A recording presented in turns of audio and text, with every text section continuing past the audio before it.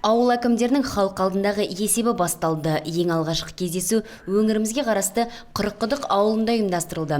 Жүздесуге қала әкімі Еркебұлан Баяхметов арнайы қатысып, атаулы елді мекеннің 2019 жылғы әлеуметтік экономикалық даму көрсеткіштерінің нәтижелерімен танысып шықты. Есепті кезеңде мал шаруашылығын дамыту бағытында шаралар қолға алынған. Ауыл аумағында 3 шаруа қожалығы және мал шаруашылығын дамыту айналысатын 11 жеке кәсіпкер жұмыс істейді. 2 жеке кәсіпкер сауда сатып алу қызметімен айналысады, 1 кәсіпкер қызмет көрсету саласында жұмыс істейді. 2019 жылы мал шаруашылығын дамыту саласында 5 жеке кәсіпкер және 1 шаруа қожалығы тіркелді.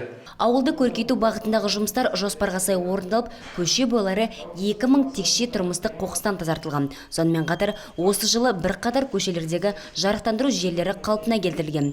Негізгі баяндамадан соң тұрғындар тарапынан сауалдар қойылып, бұл ретте халықты жайылымдық жер мәселесі мен жергілікті емхананың қызметіне байланысты мәселелер толғандырып отырғандығы белгілі болды. Осы орайда шаһар басшысы жер қатынастары бөлім басшысына бұл сауалды қолға алуды тапсырды. С ними непосредственно работать, им в этом отношении помогать. Надо с прокуратурой отработать, надо с земельным инспектором отработать. Ауыл тұрғындарымен жұмыс жасау қажет.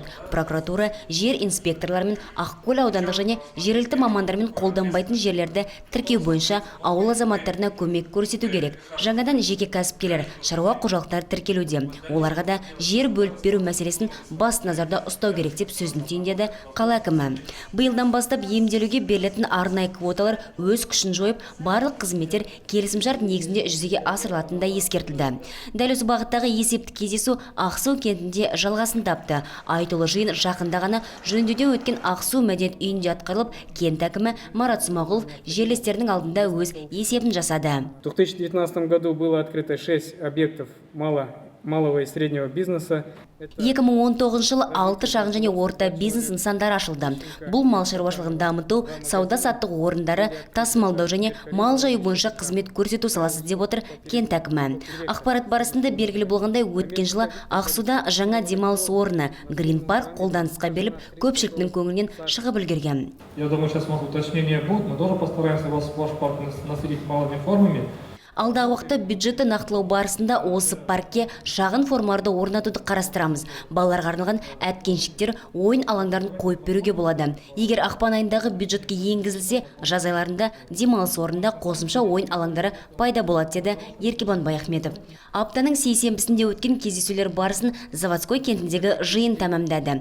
Кент әкімі Марат Мадияров тұрғындар алдындағы баяндамасында жөндеу жұмыстарының атқарылуы жөнінде ақпараттандырды. Пахово-степной водоканал в рамках восстановления благоустройства после окончания реконструкции водоснабжения по поселку произведен средний ремонт дороги улицы Каныш Сатпаева, отремонтировано 800 метров дороги. Степногор су арнасы мекемесі қайта жаңғырту жұмыстарынан кейінгі абаттандыру шаралары аясында Қаныш Сатпаев көшесінде орташа жөндеу жұмыстарын жүргізді.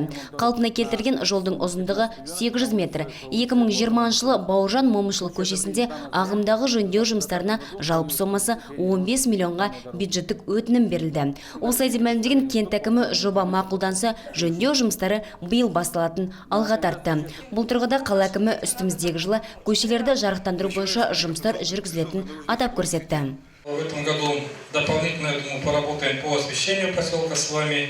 Биылғы жылы қосымша жарықтар бойынша жұмыс жүргіземіз. Өңірімізге барлығы 800-ден астам жарық диодты шамдарға сұраныс жасадық. Мұның ішінде қалаға және ауылдарға арналған жарықтар бар. Сондай-ақ алдағы уақытта жеке меншік серіктестік аясындағы істерді жалғастырамыз деп сендірді шаһар басшысы. Кездесу соңында заводскойлықтар тарапынан біршама сауалдар жолданды. Оның ішінде 17 жылға жоқ жұмыс жасап келе жатқан Арман ауылдық клубына жөндеу жүргізу және қажетті жабдықтармен қамтамасыз ету мәселесі болды. Есептік кездесуден соң шаһар басшысы қалалық депутаттық корпуспен бірлесіп, атаулы нысанның жағдайымен танысып, ғимараттың жөндеуіне ағымдағы жылы қаражаттар қарастырылатынын мәлім етті.